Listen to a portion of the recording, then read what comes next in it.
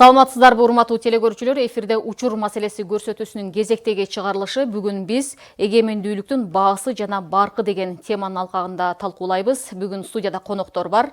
Адегенде алар менен тааныштырып өтөйүн. Абдыганы Эркебаев, мамлекеттик жана коомдук ишмер жогорку кеңештин 2 жолку төрагасы. Ибрагим Жунусов, мамлекеттик жана коомдук ишмер Кыргыз Республикасынын эл артисти. Кыяз Молдокасымов, белгилүү журналист, тарых илимдеринин кандидаты, профессор. Саламатсыздарбы, студияга кош келипсиздер. Мына маалыматтарга караганда, дүйнөдө эгемендүүлүк албаган, башка мамлекеттерге көз каранды болгон 35-40ка чукул аймактар бар. Бирок алакандай өлкө болсок да, Кыргызстан эгемендүүлүк алып, өз алдынча өлкө катары таанылып келгенибизге 35 жыл болду. Эгемендүүлүк оңойчулук менен келбесе керек. Абдыган агай, сиз алгач сизге суроо берейин. Эгемендүүлүк алуу тарыхы, Кыргызстандын эгемендүүлүккө ээ болгон жылдары боюнча айтып берсеңиз. Рахмат. Эгемендүүлүктү эң себеген эл болбойт. Манас атабыздын доорунан бери эле эгемендүүлүк үчүн күрөш, кандуу күрөш болуп келди. Сен өзүң айткандай канчалаган элдер жете албай жүрөт. Мына 40 миллион курд туугандар 4 мамлекетте жашайт. Коңшу турган уйгурлар деле убагында өзүнчө биз сыяктуу мамлекет курган, биз менен чабышып, кайра биз аларды чабып алып жүргөнбүз. Мындай мисалдар көп. Түздөн-түз сен сурооңа кайрылсам, 20-жылдын башынан тартып эле биз жана Тоолуу область болду 22-жылы 1900. Анан 24-жылы автоном область болду. 26-жылы автономдуу республика болду. Анан 30-жылы тартып союздук болуп, ошол ишке түздөн-түз катышы бар биздин улуу аксакалдарды президентура кылды. Мен деле оюм ошондой болчу. Кыргыз мамлекетинин аталары деп, Америкада биринчи ошондой үлгү болчу. Эми азыркы сен айтып аткан 35 жылдык дагы оңой жолдон болгон жок. Ачыгын айтыш керек. Ошонун баары тең 1985-жылы СССРге Горбачев генеральный секретарь болуп партияга келгенден башталды. Кичине жана демократияга өтөлүк, айкындуулук болсун дегенден, аны Кыяз Табангүбө, мен журналист, окумуштуу.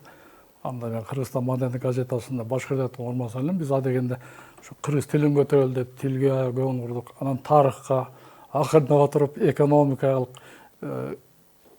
өз алдынчалыкка, Прибалтиканы көрүп, Кавказды көрүп, ошентип отурган биринчи жолу 1989-жылы кыргыз тилин мамлекеттүүлүк макамын жогорку кеңешке өткөрдүк. Мен жумушчу топтун башчысы болушун мыйзамдоолорун даярдаганбыз. Анан Кудай жалгап ГКЧПдан улам башка республикаларга умтулду. Бирок биздин чөлкөмдө биз биринчи болуп 1991-жылы 31 августта анда мен жогорку кеңеш депутаты болчумун. Биринчи болуп биз жарнама кабыл алдык. Андан мурдараак суверенитет жөнүндө 90-жылы 15 декабрда алганбыз. Ошондон башталып келатат. Бирок чын эле кыйын болду. Бизде анда тажрыйба болгон эмес да. Өзүнчө мамлекет болуп азыркы замандын алкагында алганда. Анан айрыкча экономиканы көтөрүш себеби эсир кыйрагандан кийин бүт байланыштар жок болду. Завод, фабрикалар айтып калышат да, токтоп калды. Себеби анын көпчүлүгү Союздун менчиги болчу. Мына Бишкекте бардык чоң заводдор, курал чыгарган, Дастан, башкалар, атүгүл компьютер чыгарган заводу бар тең. Неме келчү да, СССРдин ар кайсы жагынан деталдар, комплектүүчү буюмдар келчү. Ошонун баары үзүлгөндөн кийин бул башкача болду. Анан убагында айыл чарбасына Союздан биз 15% дотация келчү. Анда токтоп калды. Ушунда анан орустар бизге рубльн бербей коюшту. Ал убакта мен өкмөттө орунбасар болуп иштеп калдым. Аябай кыйналган элибиз азык-түлүккө айлык айтпай эле коеюн, пенсия айтпай эле коеюн. 2-3 айлап албай жүрдү. Анан биздин даныбыз бир жумалык эле запас кылган күндөр болду. Турган. Ушундай шартта мен ыраазычылык менен айтам, азыр жаштар билбейт, бизденкилер эле. Бизге эң көп жакшы жардам берген мына Турция боордошубуз, Япония, Швейцария, анан Америка. Мына данды Америкадан жөнөтүп, Одессага келип, андан бери темир жол менен, анан кийин медициналык буюмдарды дагы, керебеттери дагы НАТОнун эскирген керебеттерин мен вице-премьер катары тосуп алдык канча жолу.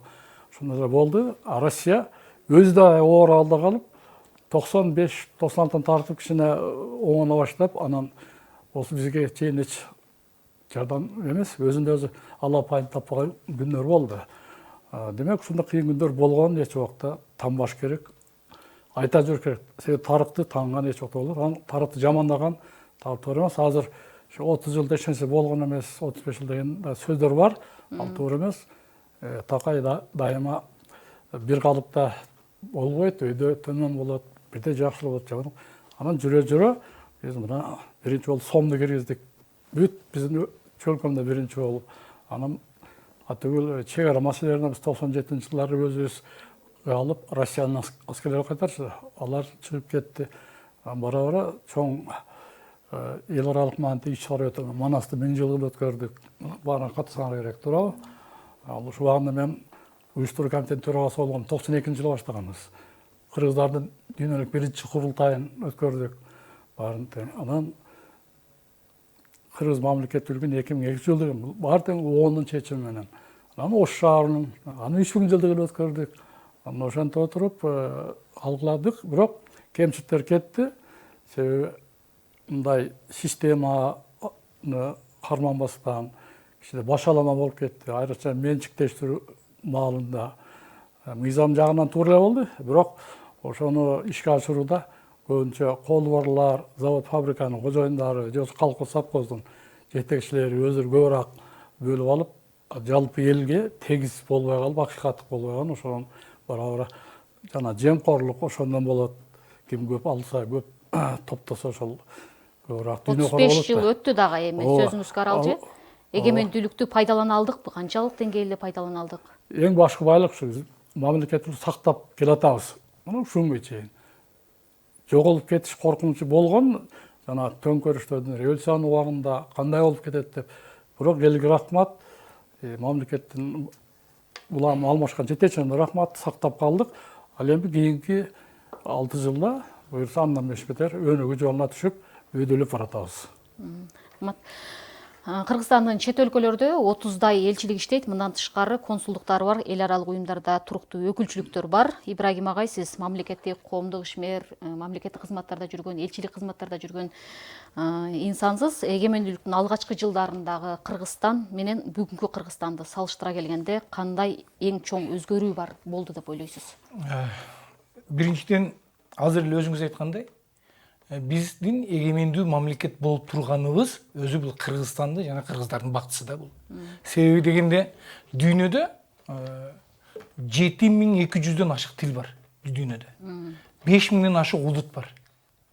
Болгону 192 гана ООНдун тизмесине кирген, кабыл алынган мамлекеттер. Ошо 192нин ичинде биздин Кыргызстан деген мамлекет бар экендиги, бул Кыргызстанды жана кыргыздардын, кыргызстандыктардын бул чоң бактысы да. Бул биздин бактыбыз. Себеби азыр эле Абдыганек айтып кетпеди. Башка улуттардын атын атабай эле коеюн эми. 30 миллион, 40 миллион, 50 миллондон калкы бар, бирок жери жок улуттар бар. 20 миллондон ашык эли бар, бирок жери жоктор бар. Биздин 200 миң квадрат километр жерибиз болгону менен өзүбүздүн улутубуз бар, элибиз бар, жерибиз бар, туубуз бар, гербибиз бар, кийимибиз бар, мактана турган баары жолубуз бар. Бул Кыргызстандын жана кыргызстандыктардын бактысы бул. Бул бизге бир чоң Кудайдан болгон колдоолордун бири ушул. Себеби эгемендүүлүктү аламын деп канча кан төгүп, эгемендүүлүктү ала албай калган канча элдер бар. Ошону аламын деп жок болуп кеткен канча элдер бар. Ошо эгемендүүлүккө жетишемин деп жетпей калган, жери эле эмес, эли жоголуп кеткен канча калктар бар. Кыргыздар бактылуу адамдар экен, бактылуу адамдар экенбиз. Биздин эгемендүүлүк мына 35 жылдан бери бүгүнкү күндө болуп келатат. Чет мамлекеттерди карасаңыз, мына мен сиз азыркы эле айткан, мен Түркияда иштедим 4,5 жыл, 3,5 жыл Өзбекстанда иштедим. Ошол эле Түркияда канча деген элдер түрктөргө кошулуп эле биз түрк элибиз деп, түрк жериндебиз деп эле жүрөт. Бирок мындай карасаңыз, анын артында көп маселелер бар. Алар өзүнүн элин каалайт, жерин каалайт, бирок жетишпей атат. Кыргыздарды илгертеден бери колдоочубуз күчтүүбү же элибиз күчтүүбү? Айтор биз бүгүнкү күндө эгемендүү Кыргызстанбыз. Бул биздин бактыбыз. Кыяз агай, тарыхчы Илимпоз катары айтсаңыз, Кыргызстан эгемендүүлүккө жетүү жолунда кайсы тарыхый окуялар же инсандар чечүүчү ролду ойноду деп ойлойсуз? Эгемендүүлүк алууга салымын кошту. Эми эң алгач биздин 3000 жылдык тарыхыбызда 35 жылдык эгемендүү мамлекетибиз кичинекей эле бир тамчы да. Биз дээрлик 920 жылдан баштап 1924 жылга чейин мамлекети жок жашадык. Аракеттер болду мамлекетти курууга. Бирок мамлекети жок, өзүбүздү сактап келген элбиз. И 1000 жылдын ичинде элдер тарыхтан жок болуп кеткен элдер бар. Ал эми биздин элдин ушу бактысы 1000 жыл бою өзүнүн элдүүлүгүн жоготкон жок. Ошого баягы 19-жылында эле таң калышып, мына айрыкча ушул Кыргыздын океанда болгон байлыгы Манасты кагазга түшүргөн академик Радлов. Бул Манастын идеясы менен жашаган эл жок болуп кетпегендигин мына өзүм көрдүм деп жазып атпайбы? Демек, биз мамлекеттик идеяны жок болуп кеткен учурда кайрадан мамлекет болуп эңсеп келген элбиз да. Ошон үчүн 24-жылы мына Абдыган агай айтып кетти, 24-жылы Совет бийлигинин мезгилинде күрөшүп отуруп туруп, жөн эле бизге белек берип койгон жок. Кара Кыргыз автономиясы областын түзгөндө биздин да ошол Абдыкерим Сыдыков, Жусуп Абдырахманов, Шенали Арабаев, Иманалай Дарбеков, кийин Абдыкадыр Оразбеков жана башка көптөгөн биздин мыкты зыялылар, ошол айдыңдар биздин мамлекетибизди куруп, ошол мезгилде биздин чек арабыз пайда болду. 4 областта чачкын жаткан эл, 1000 жыл бою мамлекети жок, ар кимге көз каранды болуп келген эл өзүнүн чек арасына ээ болду. Өзүнүн мамлекеттик түзүлүшүнө ээ болду. Мына ошондон баштап биздин эгемендүүлүгүбүздүн башаты 24-жылы өзүбүздүн чек арабыз пайда болсо, кийин анан автономиялуу республика болдук, андан кийин союздук республика болуп, кийин 91-жылы биз албетте мына эгемендүү мамлекетке ээ болдук. Эгемендүү мамлекет жөн эле жаралып калган жок. Көпчүлүк айтат, эгемендүү мамлекетиңердин баркына жетпей келе жатасыңар дейт. Эгемендүүлүктүн алдында бизде ушунчалык жаштардын, окумуштуулардын, мына Абдыган агай аябай ошонун башында тургандардын бирөөсү, ушунчалык жанакы улуттук аң сезимден ушунчалык ойгонушу болду. Биз эмне себептен өзүбүздүн жерибизге ээ болбой, жаштарыбыз көрүнгөн жерде үжөрөдө жашайт, көрүнгөн жерде үй жок, Бишкек шаарына өзүнүн Ордо каласына эмне себептен каттала албайт деп ошондой баягы күрөштөр болду. Ашар коому. Анан мамлекеттик тилдин бизде атайын мыйзамдын кабыл алынышы мына кандай гана биздин аң сезимибизди андан ары дүркүрөтүп өстүрдү. Ошон үчүн бул жерде эгемендүүлүктүн башатында улут деп, кыргыз деп ушундай баягы күрөшкөн жаштар турду. Себеби бизде жаштар ушунчалык активдүү. Андан албетте жаштардын үстүндө мына ошол мезгилде алардын аң сезиминин өнүгүшүнө таасир эткен биздин чыгармачыл чөйрө, жаңыча ой жүгүрткөн окумуштуулар, жаңыча ушундай жаңы бир жашоого өтөлү деген ошол мезгилде интеллигенциянын алдыңкы сабы турду. Мунун автору бир эмес. Мунун автору ошол мезгилде аң сезимин көтөрүлгөн жалпы мындай бир күч, өзүнчө бир жаштардан тура алган чоң бир күч, интеллигенциядан, чыгармачыл өкүлдөрдөн турган чоң күч. Андан аркысынан албетте мына легендарлуу парламент, демократиялык кыймыл, КДКлар ошолордун баарын уюштурган ошол мезгилдеги жаңы күч. Келечекте улутту, келечекте баягы кыргыз эгемендүүлүгү болсун деген жаңы күч. Мына ошолордун арты менен мына биз эгемендүү мамлекетибизге мына 91-жылы деле жөн эле отура берсек болот болчу, август айында ГКЧП болуп, анан бул жакта эмне кылаарын билбеген кошуналарыбыз бар болчу. Мына ошол мезгилде парламенттеги мыктылар, ошол мезгилде мына Раматылык Бегишаматов ушул демилгени көтөрүп чыгып, жалпы депутаттар колдоп, анан бизде декларация кабыл алынып калды. Бир добуштан болгондо. Анан ошол декларациянын арты менен биз мына мамлекеттик атрибуттарды кабыл алдык, кийин эгемен мамлекет болдук. Анан эгемен мамлекеттин үстүндө ошол мезгилде баягы бийликтеги талаш тартыштар болду. Ошол мезгилдеги биздин демократ президентибиз анын тегерегиндегилердин дагы аракети зор. Бирок кийин мына ачыгын айталы, 5 жылдан кийин биз тескери жолго кете баштадык. Ал эми өзүнчө жол сөздөр, башка сөздөр. Мына эми 35 Тил маселеси. Азыр эле сөз болбоду. Эгемендүүлүктү биз 91-жылы 31 августта кабыл алган менен ага даярдык мурда эле башталган. Элдин аң сезиминде башталган. Азыр эле 89-жылкы тил мыйзамы кабыл алынган. Менин эсимде бар. ЦК Компартиянын экинчи секретары, фамилиясын унутtum. Киселев каршы чыккан. Туруп алып түздөн ген прокурор экөө каршы чыгып, Абсамат Масалиев сүйлөп аткан. Абсамат Масалиев чыгып туруп, экөөнүн тең оозун жаап туруп, биз бул нерсеге барышыбыз керек деп 89-жылы Масалиевдин видеосу ушунга чейин бар. Мен баласына ал маска менен сүйлөшүп. Бирок ага чейин экөө тең каршы туруп алган. Прям сессия болуп атканда мен эсимде бар ушу. Мына заводдун директору Экөө тең каршы чыгып, мындай болбойт. Это шовинизм. Бул бизге каршылык сүйлөп атат. Орустарга басым болуп атат деген сөздөр айтылып кеткен. мамлекеттик тилдин кабыл алышы. Мамлекеттик тилдин кабыл алышы 89-жыл. жыл. Анан кийин сөз Абсамат Масалиевке келди. Туурабы, ошондо Абсамат Масалиев туруп, Эми ал биринчи жетекчи болчу да. орусча сонун кылып түшүндүрүп койду. Бул видео менде сакталган. Мен өткөндө Исхакка бердим бул видеонучу, 2 жыл мурда. Берсем Исхак көргөн эмес экен. Көрүп алып таң калды. Бул мурда эле башталган, жаштардын ичинде башталган. Себеби адамдар баягы биз урп адат, каада салт менен жүргөн кыргыздын жаштары тойбой баштаган да. Өздөрүнчө болгонду баштаган. Эми ошол учурда 15 баланы үйдөн чыгарып туруп эле бар каалагандай оокат кыл деп чыгарып жүргендей эле болду да. Ким кандай оокат кылды? Мына көрүнүп атат. Бүгүнкү күндө тең. Мына 35 жыл өттү. Мына 35 жыл эгемендүүлүктү белгилеп атабыз деп атабыз. Бул аралыкта бийлик алмашты, саясий системалар алмашты. Абдыган агай, кайра эле сизге суроо берейин. Сиздин оюңузча Кыргызстанда дагы деле чече албай келе жаткан мамлекеттик деңгээлде кайсы көйгөй бар? Эми көйгөйлөр эч убакта бир жазы чечилип бүтпөйт. Тарых, турмуш улана берет. Чечилбей аткан маселелерди мен азыр жаңы бийлик көбүштө байыркытан каяз айткан чегара маселелери биротоло чечилди. Акайдын убагында Кытай менен Казакстан Чечилип калган. чечилсе, ана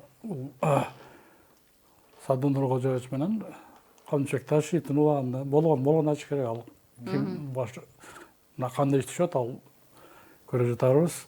Экөөнүн чоң аракети менен мына чегара чечилип, биз азыр ээн эркин карым катнаш болуп туугандашып кайра барын баштап атабыз. Рахмат Өзбектин президенти дагы, Тажиктин дагы. Анан көп экономикалык планда көп иштер болуп атат. Мына Камбарата кээси биринчи. Биздин убакта эле ошол башталган болчу. Путин өзү келип 1,5 миллиард бөлөбүз деп Чубайс бүллөр менен анан ал ишке ашпай келет эле. Темир жол 96-жылы башталган. Тарых үчүн айтып коем, биринчи болуп Осмон Акын Ибраев жазып көтөргөн. Ошол өкмөттө вице-премьер болуп турган мезгилдер. Бирок акырына чейин чечилбей келген. Бул азыркы бийликтин Садыр Нуркожоевдун чечкиндүү аракети, эрки менен ушу эки чоң маселе. Анан тышкары мына курулуш иштери жанданды. Азыр башка да көп иштер, мына көлдө кандай жакшы иштер болуп атат. Ар бир шаарда Ошто деле, Нарында, Таласта азыр буюрса жакында ал жакта өтөт. Ошол менен бирге менин каалоом ушул эң жакшы иштер бар менен сүйүнөм. Бирок эң биринчи иретте элге кам көрүш керек. Курулуштар буюрса бүтөт, аманчылык болсо, экономика болсо, элдин ден соолугуна. Бизде мына ооруканалар абдан өтө начар болду. Атүгүл өкмөттүк ооруканада кээде киргенде таракандар жүрөт, башкасы жүрөт. Борбордогу бүт ооруканалар баары эски болгон. Мына ошону жаңылап аракет башташым кылачакта. Бирок ал дагы башталып элек. 1 жыл болду сөз болгон. Биринчи ирет ушу элдин саламаттыгы, экинчиси билим берүү, акыл эс мына билим берүү системасында реформа болуп, бирок баардык жогорку окуу жайлар Ош университетинен башка бар эски здание. Азыр университетибиз буюрса 16 кабат дагы ага дагы бийлик жардам берип, Садыр Нуркожоевич жардам берип, калганы баягы орун физкультурага соңгозат. Сен жакшы билген искусство университеттагы жаңы атат. Бирок ушу массовый ушул эки маселени чечкенде абдан жакшы болот дейм да. Элге кам көрүш керек биринчи иретте. Анан калганы акырындап боло берсе жакшы болот эле. Абдыган агай, сиз ушул жерде белгилеп кеттиңиз, баягы ири долбоорлор эми ишке ашып атат. Мурун эле маселе көтөрүлгөн эле. Камбар ата, ошол эле Камбар ата боюнча айттыңыз, ошол эле темир жол боюнча айттыңыз. Эмнеге учурунда ошол аягына чыкпай калган, маселе көтөрүлгөн боюнча эле калып калган? Бир себеп бар болуп? Себеп бар, албетте. Эми аралаштырган иш катары, тагай карап турган иш катары. Камбар атага биздин өзбек туугандар жетекчилик Каримов ванда каршы болуп келген. Азыр деле кыйын маселе, бирок рахмат, Мирзиёев макул болуп, азыр Токаев да макул болуп, убагында консорциум түзөбүз деп 3 мамлекет сүйлөшүлгөн, келишим болгон, ишке ашпай келди жагындай. Ал эми темир жол боюнча бул эми ачык айтарлык Россияга каршы болуп келген. Себеби бир стратегиялык объекттер колунда болсо дейт да, биз мен аркылуу өтсө дейт. Анын акырында Садыр Нуркожоевич Путин менен дагы сүйлөшүп, тилин тапты, макулдугун алды, азыр иш жүрүп атат. Демек саясий эрк жеткен эмес. Эрк жеткен эмес. Анан кошуналар Москвадагы биздин улуу кагаз деп көргөн мамлекет дагы кичине терс мамиле жасап келген. Бул иш чарага Ташкентте 5 жолу чоң отуруш болду да, мен элчи болуп турганда. Мен 5 өлкөдөн катышканмын элчи катары. Бул жерде Кытай, Кыргызстан, Өзбекстан темир жолуна азыр айтылып кетти, эми Россия жак каршы болду. Анан булар башка планды түзүшкөн. Кытай, Тажикстан, Өзбекстан. Анда темир жол 1000 километрге узарып кетет экен. 1000 километр куруш 100 километр кыйын да. Анан кийин бул планды да иштешкен, бирок иштешкен, анан кийин кайрадан 96-тан бери каралып келип койбу. Кайрадан каралганда 5 отурум болду, 5 отурумдан катыштым. Акыры Кыргызстандан өтө турганы бул мурдагы жол эле да, бул жөн эле темири жок эле жол болчу. Ошо жолду темир жол менен өткөрүп атат. Азыр деле бар да ошол жолду. Ошо жол бар да. Мурдактан эле. Азыр ошонун темир жол аркылуу өтүшү бул биринчи кезекте Өзбекстанга да караганда, Кытайга караганда да Кыргызстанга өтө керектүү нерсе болчу. Өтө бизге керектүү нерсе болчу. Биздин жолубуз кеңейип атат, океанга жолубуз ачылып атат. Жүрүү жөө товар обороттор өтүп аткан нерседе мурда сөз бар эле, Бабыр жибек улуу жибек жолунан ошто тургалы эле дан алып отура берет экен деп. Азыр мына ушу темир жолдон өткөн сайын бизге пайдасы тиет. Пайдасы тиет. Эл каттайт. Эл каттайт. Элдер жумуш менен камсыз болот. Түндүк түштүк дагы бир жолу дагы жаңы жол пайда болот. Соода жүгүртүп атат. Ата түндүк түштүк темир жолу Өзбекстан аркылуу да азыр. Азыр Өзбекстан аркылуу. Ленин аба, Ташкент аркылуу. Казакстан. Биз бар жүрбөйт анда. Пактага. 3 күндө жетет элек ошко. 2,5 суткада жетет элек. Ибрагим агай, дагы бир маселе, мына быйылкы эгемендүүлүктү утурлай Шанхай кызматташтык уюмунун саммити, көчмөндөр оюндары болгону турат. Бул оюндардын, иш-чаралардын эл аралык аренада өлкөнүн аброюн көтөрүүдө кандайдыр бир таасири, салымы барбы? Албетте, биринчиден көчмөндөр оюну бул Кыргызстандын дүйнөгө чакырык чалган бренди бул. Ошо эле Олимпиаданын бир түрү. Ошо эле Азия оюндарын, ошо эле дүйнөлүк немел футбол, хоккей башкалар өтүп калбайбы дүйнөлүк биринчиликте. Ошондойдун эле бир түрү бул көчмөндөр оюну экендиги мен ошо көчмөндөр оюну болгондо Түркияда элем. Көпчүлүгү бунун болушун каалаган эмес. Өтүшүн дагы каалаган эмес. Керек болсо 2018-жылы Эрдоганды алып келиш жаман кыйын болду магачы ошо учурда. Элчи катары мага тапшырма берилет да, алып келесиң дейт.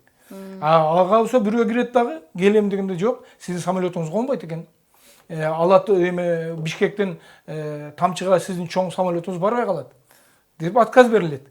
Өткөргөндү каалабагандар бар да, күчтөр бар жерде. Анан кийин мен кирип көндүрүп чыксам, анан Эрдоган айтат, Ибрагим Калын деген жардамчысы бар эле, азыр МИДтин төрагасы, МИД деген аларда биздин СМБ. Алар МИД дейт аны. МИД эмес. Аны Ибрагим Калын аркылуу айтып бүтүрүп чыксам, Эрдоган айтат, мейли мен 2 самолет менен барам, бир самолетту таш Бишкекке кондурам, кичинекей самолет менен аракка барам дейт. Бүткөндөн кийин кайра келем деп атса эле, эртеси күнү айтат, жок, аякта гүлөнчүлөр көп экен, сиздин жолуңузду тосот, а жерде жатпаш керек экен. Эми өткөрүштү каалашпайт да. Анан кийин андай боло турган болсо, мен кечинде көчмөндөрдөн кийин Бишкекке келип жатып, эртеси күнү кайра учуп барам деп атып. Ушундай кылып барып атты да. Буну каалабаган өтө көп мамлекеттер бар. Ал батыштын да мамлекеттери, Европадагы көчмөндөрдү каалашпайт. Көчмөндөр, бул көчмөн деген өзү дух бул. Біз кыйын менен көчмөндөрдү Кыргызстан патентировать этип, Кыргызстандан башталгандыгы бул биз үчүн өтө чоң нерсе. Анын бир себебин туура айтып атат Ибрагим. Демеде мына кыяс тарыхчыга цивилизация деген түшүнүктү көбүнчө байыркы гректерге, Римге, Европа айлантырып батыштын бул жетишкендиги деп келген. Бизди булар жапайы эл, көчмөндөр эң төмөнкү сортто эл деп гректерде Геродот жазгандан бери ошондой болуп, анан буларда эч нерсеси жок, маданияты жок, биздикиндей эмес деп мындай болуп калат. Биз бир эле оюнду эмес, өзүбүздүн жашоо ыңгайыбызды, маданиятыбызды, салт санаабызды, кийим кече позидан тартып баары көрсөтүп, маданиятыбызды көтөрүп атабыз. Албетте ичкилүүлүк болот. Бул бир эле оюн катары кабыл албаш керек. Бул көчмөндөр цивилизациясынын көтөрүлүшү, бийиктеши. Көтөрүлүшү революцияны ойлой беребиз кыргыздар. Бул биздин көтөрүп бийикке чыгышыбыз. Дүйнөгө таанылышы. Дүйнөгө таанытып аткан бул көчмөндөр оюну болот да. Ошол эле көкбөрү, ошол эле улуттук оюндар, ошол эле күрөш, жаат атмай. Бул биздин ошол кезде эле цивилизациябыз, маданиятыбыз, өзүбүздүн үрп адат, када салтыбыз бар экендигин каалабаган адамдардын пикири да. Бул көчмөндөр дүйнөгө кыргыздын ким экендигин таанытып таанытат. Себеби 3000 жылдык тарыхы бар кыргыздар оюн жагынан дүйнөдө биринчи орун. Биз баягы кыргыздарды басып, булар көчмөн, артта калган патриархалык жашоодо, уруулук патриархалык жашоодо жашаган, буларда эч нерсе жок деп эле бизди басып келбедиби? Бизде эң өнүккөн алдыңкы элдерде эң аш барса 50 гана оюну бар экен. Ал эми биздин кыргыздарда акыл оюну, дене түзүлүштү чыңдаган оюну, башка оюну, жаш балдардын оюну, улуу муунун оюну, кыздардын оюну деп бөлүнүп отуруп 800 оюну бар экен. Кыргызда дүйнөдө бир дагы ушу кыргыз көчмөн кыргыздардай оюну көп эл жок экен. Бул дагы кыргызды дүйнөгө ушундай көчмөн цивилизациясына кошкон салымы катары дүйнөгө кыргызды таанытып атат. Биз мына көчмөндөр оюнун эле өткөрүп коюу менен чектелбей, биз өзүбүздүн дүйнөгө ким экенибизди таанытканга чоң бир мүмкүнчүлүк түзүлүп атат. Көчмөндөр оюнунун биринчиси өтүп атканда, мен вице-премьер-министр элем. Мага тапшырма берилди, презентациясын өткөз. Мен биринчи көрдүм кандай болот. Биринчиси ошондо өткөн. Анан ошол балда эле мага өзүбүздүн эле атактуу адамдар каршы чыгып атпады. Биз эмне нерсени өткөрөбүз, ал болбогон нерсе. Чыгымды айтышат, чыгымды айтып, бул негизи маданиятты. Биздин кыргыз өзү Александр Македонскийдин бир жакшы сөзү бар. Эгерде бир мамлекетти басып алгың келсе, кансыз, кылычсыз басып алгың келсе, маданиятыңды киргизип кой дейт. 50 жылдан кийин ал мамлекет сеники дейт. Биз маданиятыбызды бербей кармап калып аткандыгыбыз болуп атат. Бизди цыгандардын бир түрү көчмөн десе, цыгандарга окшоп көчүп жүргөн эмес да. Ырдап коюп эле элди алдап кеткен неме эмес, өзүнүн улутун, маданиятын, тилин сактап турган улуу эл экендигин көрсөтүп турат. Кыяз агай, кайрадан сизге суроо узатайын. Мына 90-жылдардын башында саясий жараяндарда кандай каталар, кандай кемчиликтер кетти? Сиз тарыхчы катары ушул жаатта. Эми ачыгын айталы, бизде башталганда эгемендүүлүктүн алгачкы мезгилинде башталганда жакшы башталган. Себеби алардын баардыгы элдин жанакы аң сезиминдеги өтө бир көңтөрүш жасай турганга даяр болгон баягы учур болгон. Бирок барган сайын элдин ошол духун акырындап өчүрүп, анан барган сайын жанакы үй бүлөлүк коррупциялык система орной баштагандан баштап бизде көп кемчилдиктер кете баштады. Мына алардын баардыгы биздин өзүбүздүн жанакы топтогон байлыгыбыз, өзүбүздүн мамлекетибизди өнүктүрүү үчүн эмес, жеке бир топтордун, жеке бир жана Абдыган ака айтып кеткендей, ошол мезгилдерде ким кайсы жерде кожоюн болсо, ошол жерде мүлктү талап алуу менен башталган да.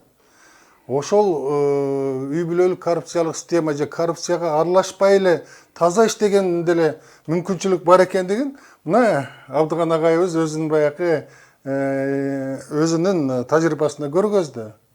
Жанакындай бирийнени уурдап алды деген сөз жок азыр. Ошол мезгилде Абдыган агайга окшогон мамлекет үчүн таза иштейин, келечек үчүн ушундай аракет кылайын деген бизде жетекчилер аз болду. Мына ошонун натыйжасында биздеги 70 жыл бою топтолгон байлыктардын баардыгы бир уч адамдарга жанакындай менчиктештирилип бериле баштады. Ошондой эле биздеги эң мыкты, дүйнөдөгү эң алдыңкы 5 кен болсо ошонун бирөөсү болгон Кумтөр алтын кени. Мына шектүү тиги Канаданын компаниясына берип койдук. Анан кийинки Аны тендерсиз. Эч кандай мындай бир конкурс өткөрбөстөн эле берип койдук. Ага чейин мисалы үчүн Американын, башка батыштын өлкөлөрүнүн, кошуна Кытайдын башкалары казабыз деп өздөрүнүн аябагандай жакшы бизге пайдалуу сунуштары менен келген. Бирок ошолордун баардыгы жанакы коррупциялык система менен аны мына азыркы жетекчиликтер деле айтып атпайбы? Биз Кумтөрдү алыш үчүн ошол мезгилде коррупциялык система барбы, жокпу ошону такташыбыз керек болду. Анан Акай ошону мойнуна алды. Анан ошонун натыйжасында мына Кумтөр бизге соттошпостон өткөрүп берип койду. Демек, коррупциялык система. Андан сырткары эгемендүүлүк доорго элди даярдабай калышты. Биз мына базар экономикасы дедик. Жанакы акцияларды чыгардык, менчиктештире баштадык. Ал эми базар экономикасын ошол мезгилде жетекчилердин өзүнүн көпчүлүгү билбейт болчу. Bizde mına Sapar Orozbakov деген eң мыкты экономист бар. Eң базар экономикасы боюнча, ошо боюнча канча сунуштарды айттым дейт. Түшүнбөй коюшту дейт. Жазды, китеп чыгарды. Китеп дагы жазды. Мен эконом болобу дейт. Ошо мезгилде реформаторлорго айтсам дагы дейт. Базар экономикасын өтүш үчүн дейт. Элди даярдайлы. Эл ошого даяр болсун. Кантип андан ары тиричилик кылып кетет. Ошону үйрөтөлү десек, эч ким ага көңүл бурбой дейт. Натыйжада баягы элдер советтик жанакы теңчилдик системасына көнүп калган элдер базар экономикасынын эмне экендигин билбей, анан келип жанакындай каражатсыз отуруп калды. Завод фабрикалар таланып тонолуп иштебей калды. Акырында Россияга миграцияга кетип, ал жактан жан бакканга аргасыз болду. 1 миллионго жакын эл. Бул деген мамлекеттеги ушунчалык чоң күч. Биз ошондой чоң мүмкүнчүлүгүбүздү чет өлкөгө чыгарбыйдык. Анан ошондой учурларды санай берсе бир топ көп, жаңылыштыклар дагы көп болду. Ошолордун баардыгынын айынан акырында бизде 2 жолу бийлик алмашы болду. Үчүнчүсү дагы парламенттик шайлоонун адилетсиз, калыссыздык болгон. Анда дагы бизде кайсы мезгилде калыссыздык болсо, кайсы мезгилде бийликтин зордукчул аракети күчөгөн мезгилде, кайсы мезгилде үй бүлөлүк коррупциялык система ушунчалык элге ушундай бир элдин чыдамын кетирген учурда бийликтер алмашып атпадыбы? Демек, ушулардын көбү эле биздин ор койгон кемчилдигибиз. Жетишкендик да барбы? Алгачкы жылдардагы жетишкендик. Мен дагы кемчилик айтып коеюн, Шекер Кыязалдан туура айтты. Мына инвестиция маселеси, сырттан каражат алуу, же грант түрүндө, же болбосо нас эретинде ушулардан чоң кемчилик болду. Ошол эсеби так болбой, келген жардамды, карызды дагы ичара бөлүп алып, жакынара бир уш топ көп жеп, ошондон биз карызыбыз көбөйгөн убагында. Мына азыр деле эл ошону көп сөз кылып атпайбы? Менимче ачык айкындык ар бир центине чейин, долларга чейин элге айтып турушат да. Мынча келди, муну буяка кетти, муну бул алды. Бул туура иштетти, а бул жеп койду деп. Канчасы карызга келди, канчасы грантка келди. Ошону ачык айкын болуш керек. Ошо грантка келгендер деле 50%-ын өздөрү алып кетип калат. Үйрөткөнгө келген адам болуп. Азыр деле ошону талап кылып атпайбы? Азыр деле мына алтындарыбыз сатылып атыптыр. Кытайга мынча тонна алтын сатылып атыптыр, батышка мынча алтын тонна сатылып атыптыр. Ошонун эсебин бергиле деп элдер мурунку катачылыктан улам бүгүнкү күндө ошону улам айтып ошондон. Анан бизге келген жанакы 10 миллиард уже карызыбыз 10 миллиард, мындайча айтканда 12 кетип атат.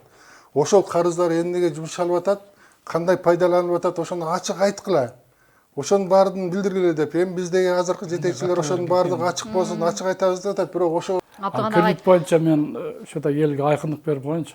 Туура, мына азыр 10 миллиард болду деп атат. Кезегинде биздин тыштагы карызыбыз улуттук ички дүң жыйындын 60-65-70ге чейин жетип калган. Эл аралык стандарт талап боюнча 60тан ашпаш керек, колдон келсе 50 ашпаш керек. Биздики азыр 2 жолу отчет беришпейди, 39% болуп атат. Бул чыдай турган нерсе. Атөл эң бай мамлекеттер Америка бүгүн уже 40 триллион доллар карыз кылды. Япония ички дүң жыйымынан да 2,5 эсечен.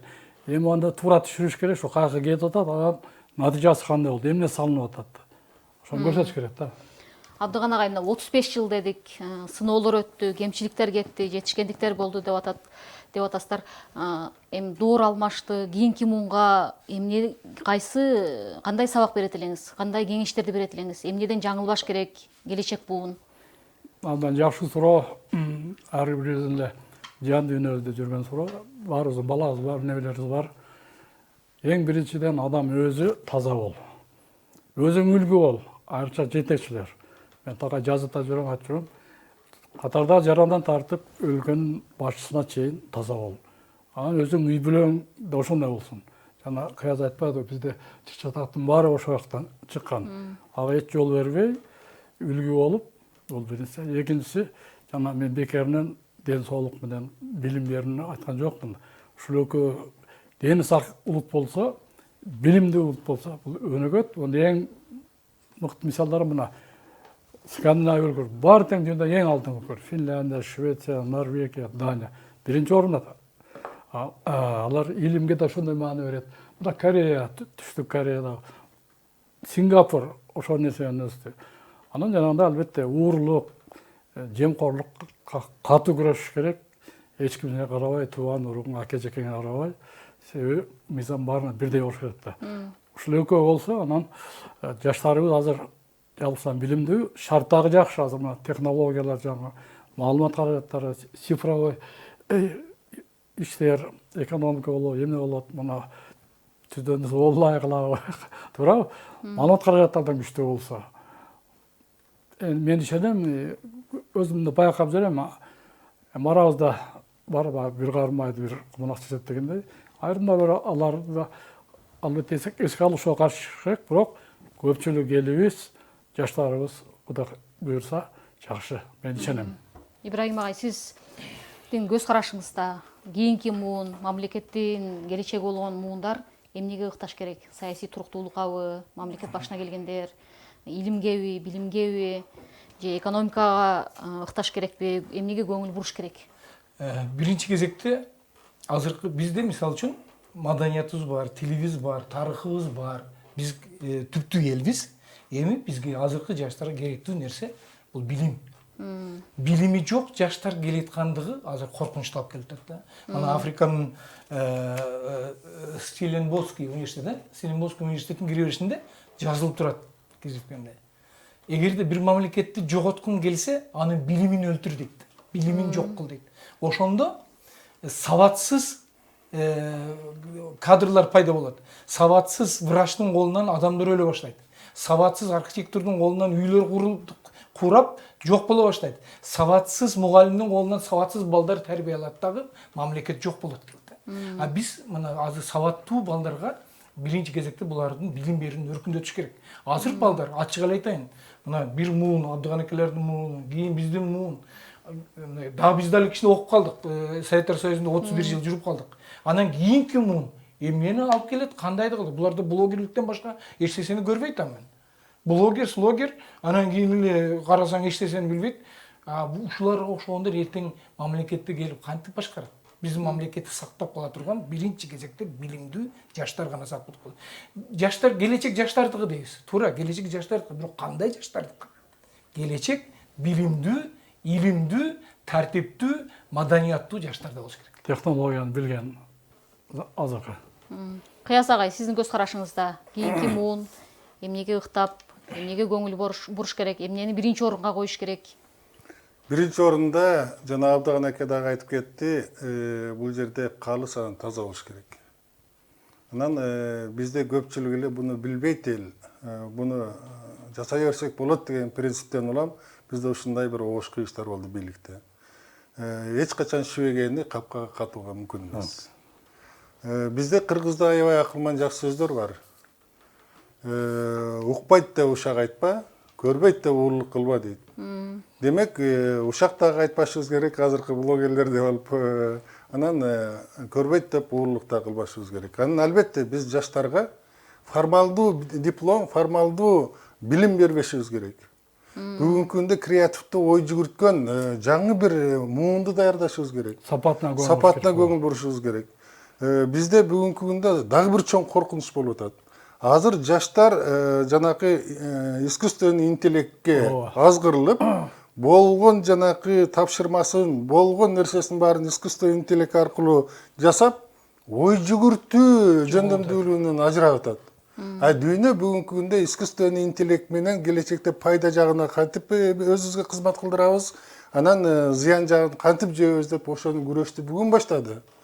Бизде азырынча ал жөнүндө ой дагы жок, аракет дагы жок. Ошон үчүн бүгүнкү биздин жаштар ой жүгүртө албаган. Болгон нерсесин ошол искусственный интеллекттен алып туруп, ошого карап туруп жашоосун аныктаган. Билимин ошо менен баягы өлчөгөн жаңы бир жалаңач муун келатат. Биз ошол маселе менен бүгүнкү күндө күрөшүбүз керек. Ошон үчүн биз бүгүн жаштарды дайыма оор мезгилде пайдаланабыз. Жаштар, биздин кыргыз жаштары ушунчалык активдүү. Биздин кыргыз жаштары мисалы үчүн мына Баткендеги окуя болобу, же болбосо ковидте болобу, же болбосо жанакындай бир жаш балдар оорулуп калганда 10 күндө 370 миллион сомго чейин 10 күндө чогултуп койгон демил келүү жагынан болобу, же болбосо жанакындай адилетсиз шайлоо болгондо адилеттүү болсун деп түп көтөрүлө чыккан жагынан болобу, дүйнөнү таң калтырып атат. Бүгүнкү күндө жанакы кыргыздын мыкты айтишниктери, программисттери Кыргызстандын өзүнө туруп дүйнө менен иштешип атат. Американы кыргыздын айтишниктери менен программисттери банкрот кылып атат. Алар 3 жыл бою жана 20-30 миң доллар төлөп билим алса, кыргыз жаштары бүгүнкү күндө Америкада 6 ай 8 айдын ичинде балдарды айтишник программист кылып туруп бүгүнкү күндө Американын рыногуна чыгып атат. Ошон үчүн биз бүгүнкү жаштардын мүмкүнчүлүгүн туура пайдаланып, анан биз жаштар коркпойт. Биз эми улуу муун бир аз коркоктук, чоркоктук дагы кылып калган учурларыбыз бар. Ошон үчүн жаштардын ошол мүмкүнчүлүгүн мамлекеттин келечегине, эгемендүүлүгүбүздүн андан аркы өнүгүшүнө туура пайдаланышыбыз керек. Мына ошондо биз өлкө тезеленип кетет. Рахмат, сиздер келип 45 мүнөт бою эгемендүүлүк боюнча сөзгө кошумчалык истейин. Жан дүйнө жөнүндө сөз болуп атпайбы? Искусственный интеллект деген жан дүйнөнү өлтүрөт да. Жан дүйнөнү өлтүргөн адам мээни да өлтүрөт. Өзү мээ менен жан дүйнө дос болуш керек. Биздики урушуп кетип атпайбы, көч? Ага искусственный интеллект күбө. Мисалы үчүн колу жок адамдар бар. Колунун ордуна протез колдонот. Буту жоктор бар. Бутунун ордуна протез колдонот. Кулагы жоктор протез колдонот. Көзү жоктор көзүнө протез. Тиши жоктор тишине протез. Жан дүйнөсү жок болсо, буну эч кандай протез алмаштыра албайт. Жан дүйнө протез Адам ошол менен айырмаланабыз да. Биз ошол менен айырмаланабыз. Же техникадан. Рахмат, чоң рахмат сиздер келип 45 мүнөт бою эгемендүүлүк маселеси боюнча, эгемендүүлүктүн келиши, анын бүгүнкү коомдогу орду боюнча, баасы, баркы боюнча кызыктуу маек курдуңуздар. Убактыңыздарды бөлүп келгениңиздерге сиздерге дагы бир жолу ыраазычылык билдирем. Урматтуу телекөрүүчүлөр, бүгүнкү көрсөтүүбүз шуну менен жыйынтыкталат. Кийинки эфирлерден көрүшкөнчө саламатта болуңуздар.